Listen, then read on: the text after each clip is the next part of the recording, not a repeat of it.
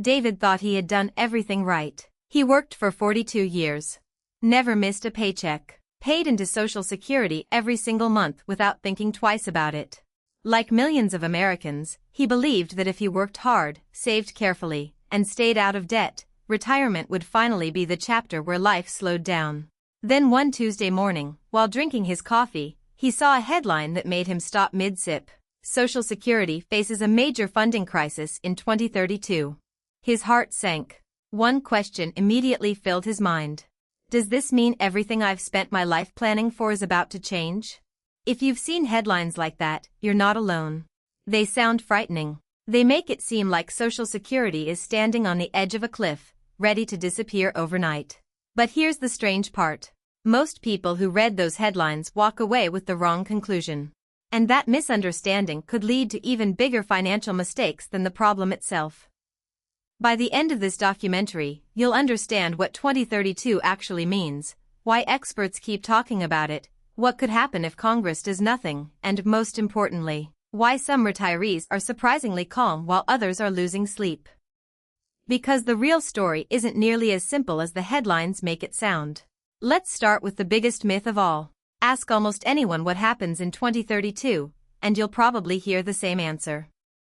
Social Security is going bankrupt. It's a phrase repeated on television, shared across social media, and discussed around dinner tables all over America. But here's the truth. That's not what the official reports actually say. Not even close. Imagine your retirement savings account for a moment. Over the years, you've been adding money into it. Some years you add more than you spend. Other years, especially in retirement, you begin withdrawing more than you're putting in. Eventually, if withdrawals continue long enough without enough new money coming in, that savings account starts getting smaller. That doesn't mean your income suddenly drops to zero overnight. It simply means your backup savings are shrinking. That's very similar to what's happening with Social Security today. For decades, payroll taxes collected from workers were enough to cover benefits, and in many years there was extra money left over. Those extra dollars were added to the Social Security Trust Fund. But today, the math has changed. More Americans are retiring, people are living longer, and fewer workers are supporting each retiree than in previous generations. As a result, the system has been relying on those reserves to help pay full benefits. According to the latest trustees report, the Retirement Trust Fund is projected to deplete its reserves in late 2032 if current law remains unchanged. Even then, payroll tax revenue would continue flowing into the system, allowing about 78% of scheduled retirement benefits to be paid unless lawmakers make changes. In other words, the program doesn't vanish, but the gap becomes impossible to ignore. Now think about that for a second. The biggest fear isn't that Social Security suddenly disappears one morning. The bigger question is this. What happens if millions of retirees suddenly receive smaller monthly checks than they expected? That question changes everything. Because retirement isn't built around one giant expense. It's built around hundreds of small ones. The grocery trip every week, prescription refills, utility bills, property taxes, a birthday gift for a grandchild, filling up the gas tank. None of those purchases seem overwhelming by themselves. But together, they quietly shape everyday life. Even a modest reduction in predictable monthly income could force difficult decisions for households already living on careful budgets. But here's something that surprised David. When he looked beyond the scary headlines, he discovered that financial planners weren't panicking. In fact, many of them had been talking about this possibility for years. They weren't acting surprised because the warning signs didn't appear overnight. They've been building for decades. That raised an even bigger question. If experts have seen this coming for so long, why hasn't it already been fixed? The answer isn't as simple as bad decisions or political arguments. It actually begins more than half a century ago, when America looked completely different from the country we know today. And once you understand what changed, you'll never look at Social Security the same way again. Here's something that completely changed the way David looked at Social Security. He stopped asking, who's to blame? Instead, he started asking a much more important question. How did we get here in the first place? Because the truth is, this story didn't begin in 2032.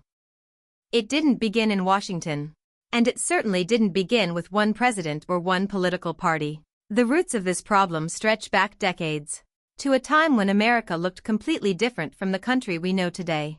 Imagine it's the early 1960s. Elvis is on the radio. Gas costs pocket change. Families are larger. Neighborhoods are full of children riding bicycles until the streetlights come on. Most Americans don't think much about Social Security because, at the time, the system is incredibly strong. There are more than 5 workers paying payroll taxes for every retiree collecting benefits. Money is flowing in much faster than it's flowing out. The future looks secure. But here's the thing about the future. It has a habit of changing when nobody's paying attention. Year after year, America slowly transformed. Families started having fewer children. Medical care improved, allowing people to live much longer than previous generations ever imagined. Then came the baby boom generation, the largest generation in American history. For decades they filled factories, offices, hospitals, schools, and businesses. They paid payroll taxes every payday, helping support the retirees before them. It worked beautifully. Until those same workers began retiring themselves. Suddenly, millions of Americans who had spent decades paying into the system started collecting benefits at almost the same time. That's not a crisis caused by one bad decision. It's the predictable result of a country getting older. Today, there are fewer workers supporting each retiree than there were decades ago, and the long-term trend continues to move in that direction. Demographic changes, not one single event, are the biggest reason experts have warned about the financing gap for years. Now, I know what some people are thinking. Didn't politicians just spend all the money? It's one of the most common beliefs you'll hear. And honestly, I would have thought the same thing. But the real story is far less dramatic and much more complicated. Think of Social Security like a giant family dinner. When there are 10 adults bringing food, everyone eats comfortably. But if 5 adults stop cooking while more people keep showing up at the table, suddenly the meal doesn't stretch as far. Nobody stole the food. There are simply more plates and fewer people cooking. That's the challenge America is facing today. The system was designed for a population that looked very different from today's America. It wasn't built with today's life expectancy, today's birth rates, or today's retirement patterns in mind. As life changed, the financial math changed with it. And then David realized something that made him even more uncomfortable. This wasn't just happening to him. It was happening to millions of families across the country. Take Susan, for example. She's 67 years old. Widowed. Lives in the same house she and her husband bought more than 30 years ago. Every month, her Social Security payment arrives almost like clockwork. Before she buys groceries, before she pays the electric bill, before she fills a prescription. She already knows exactly how much money is available. That predictability gives her peace of mind. Not luxury. Not wealth. Just certainty. Now imagine someone tells Susan that, years from now, her monthly benefit might not be exactly what she expected if lawmakers never reach a solution. Suddenly, this isn't an economic debate anymore. It's deeply personal. Does she postpone replacing the water heater? Does she cut back on visiting her grandchildren? Does she skip dental work because it can wait another year? That's why experts aren't really worried about one number on a government report. They're worried about millions of ordinary retirement stories, all changing at the same time. But here's the good news. And this is the part almost nobody talks about. Nothing automatic says today's retirees should panic or rush into financial decisions. In fact, many retirement experts caution against making emotional choices based only on alarming headlines. Congress has addressed Social Security financing challenges before, and while nobody knows exactly what future legislation will look like, many analysts expect reforms to be debated long before full benefit reductions would occur under current law. David found that surprisingly comforting. Because fear usually grows in the absence of understanding. The more he learned, the calmer he became. But then another question appeared.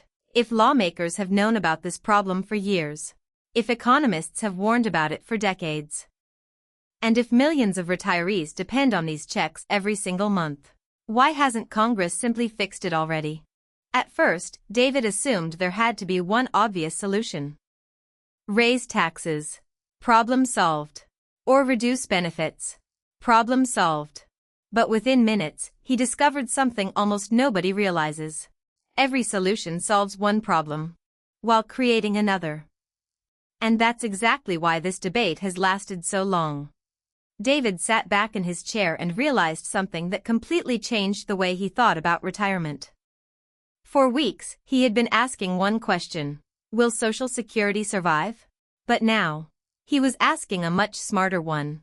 If everyone already knows there's a problem, why hasn't anyone fixed it? At first, the answer seemed obvious. Surely Congress could just write a new law. Problem solved. Right? But the deeper David looked, the more he realized this wasn't one problem. It was 4 different problems, all fighting each other at the same time. Imagine you're trying to stop a leak in your roof. One person says replace the shingles. Another says replace the entire roof. A third says the walls are the real issue. Everyone agrees something needs fixing. Nobody agrees how. That's exactly where Social Security is today. One proposal says, raise payroll taxes. Workers contribute a little more today so future benefits remain secure. Another proposal says, raise or remove the cap on wages subject to Social Security payroll taxes so higher earners contribute on more of their income. Another says, gradually increase the full retirement age because Americans, on average, are living longer than when the program was first designed. Others argue for different combinations of taxes, benefit adjustments, or revenue changes. The Social Security Administration itself outlines many possible policy options, but each involves trade-offs rather than a perfect solution. The Social Security Administration itself outlines many possible policy options, but each involves trade-offs rather than a perfect solution. Now here's where things become uncomfortable. Every one of those ideas helps someone, and upsets someone else. Raise taxes. Workers pay more. Reduce future benefits. Retirees worry. Increase retirement age. People working physically demanding jobs feel punished. That's why this debate has lasted for decades. Not because nobody understands the math. Because nobody wants to be the one making difficult choices. And while Washington debates, time keeps moving. Every year that passes leaves fewer easy options than the year before. Many policy experts have warned that delaying action generally means future changes would need to be larger to achieve the same long-term result. But here's something that almost every scary headline leaves out. David discovered that the smartest retirees weren't spending every day worrying about Congress. They were focusing on something they could actually control. Because worrying has never increased a single retirement check. Preparation has. One retired couple looked at their monthly expenses and realized something surprising. Almost half of their spending wasn't on necessities. It was on subscriptions they barely used, impulse purchases, and habits they never questioned. They weren't living extravagantly. They were simply spending automatically. After making a few small changes, they freed up hundreds of dollars every month. Not because they were forced to. Because they finally knew where their money was going. Another retiree decided to delay replacing a perfectly good car. Instead of taking on another payment, she kept driving the one she already owned. 5 years later, that single decision had quietly saved tens of thousands of dollars. Not through some brilliant investment strategy, just patience. Then David noticed another pattern. The happiest retirees rarely depended on one income source. Yes, they appreciated Social Security, but they also had personal savings. Some had pensions. Some earned a little consulting income. Others rented out part of their property. A few simply kept working 1 or 2 days a week because they enjoyed it. They weren't trying to become rich. They were creating flexibility. And flexibility creates confidence. Because when one source changes, your entire retirement doesn't collapse. That's the lesson David wished someone had taught him years earlier.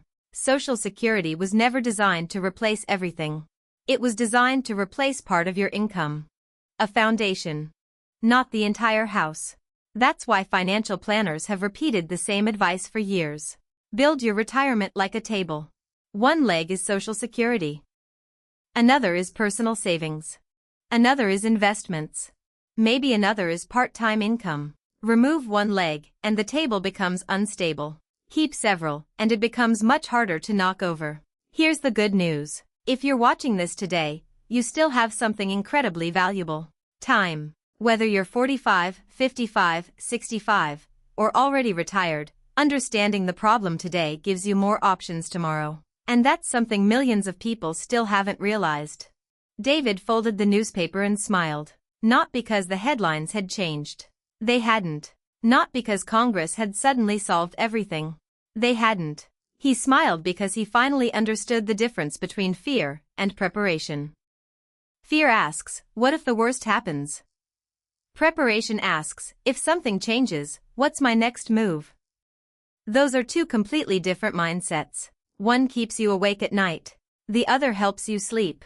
So, is America facing a Social Security challenge? Yes, absolutely. The financial pressures are real. The demographic changes are real. And lawmakers will eventually need to make difficult decisions to strengthen the program's long-term finances. Current projections show that if no legislative changes are made before the OASI trust fund reserves are depleted, continuing payroll tax revenue would still fund about 78% of scheduled retirement benefits, rather than benefits dropping to zero. But here's the part most headlines forget to tell you.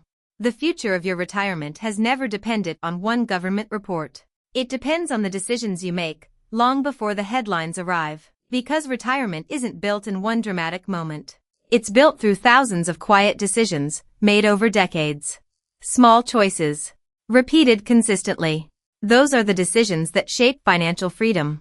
David finally understood something that millions of Americans are only beginning to realize.